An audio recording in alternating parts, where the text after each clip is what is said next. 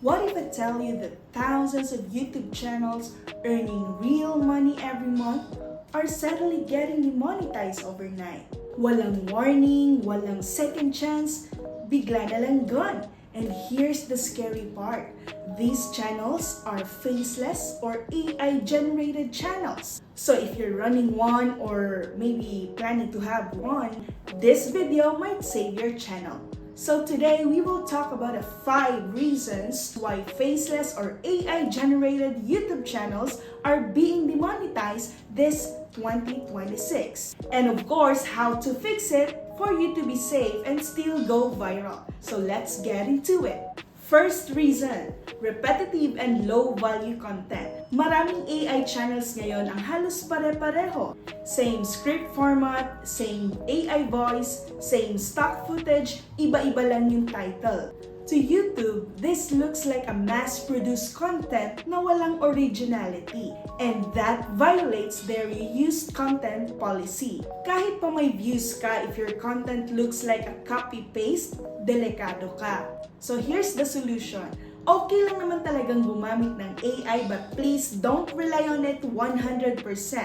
Add your own ideas and insights, ibahin mo yung storytelling style, and use some visuals, wag puro stocks. Think of AI as your assistant and not your full creator. Second reason is over-automation. AI-generated lahat, walang human touch. Dati, this strategy worked, yes. But this time, YouTube can detect this pattern. Kapag na-detect, your channel will be flagged spammy. So ano yung solution to this? Quality over quantity pa rin. Mas importante ngayon ang storytelling at editing. Remember, one viral video is better than 50 ignored ones. Third reason, misleading or too much clickbait. Yes, nakakakuha ng clicks yan.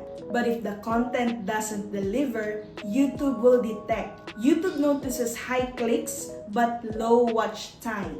And then people are leaving early. And that's a big red flag. Solution for that? Use curiosity but be honest. I-deliver mo talaga what's in the title. With that, mas sustainable and trusted ka ng audience mo. Fourth reason, copyright issues and reused content. Many faceless channels depend on movie clips, TikTok videos, news footage, and more. Even if walang copyright strike, YouTube can still detect or deny monetization. Why? Because you didn't transform the content enough. But there is a solution for this. You have to follow the transformative rule. Hindi sapat na ipinakita mo lang. Dapat may contribution ka. Add your own voiceover, palitan mo yung script, at kung ano-ano pang style na dapat may mabago talaga sa video na ginamit mo. And the last reason, no human connection. Kahit faceless channel ka, people would want to feel na meron pa rin tao sa likod ng content. If your videos feel robotic, like the flat AI voice, walang emosyon, walang personality, mahihirapan kang mag-retain ng viewers. And mind you, YouTube cares a lot about retention. Solution, humanize your content. Add your own voiceover, add storytelling, and talk like a real person. Pwede ka ring mag-add ng opinions or your personal take. That alone can separate you from most of the AI channels. Now, let's simplify. YouTube doesn't hate AI. Ang ayaw nila is yung lazy content, walang human touch, 100% AI generated, puro copy-paste, and walang value.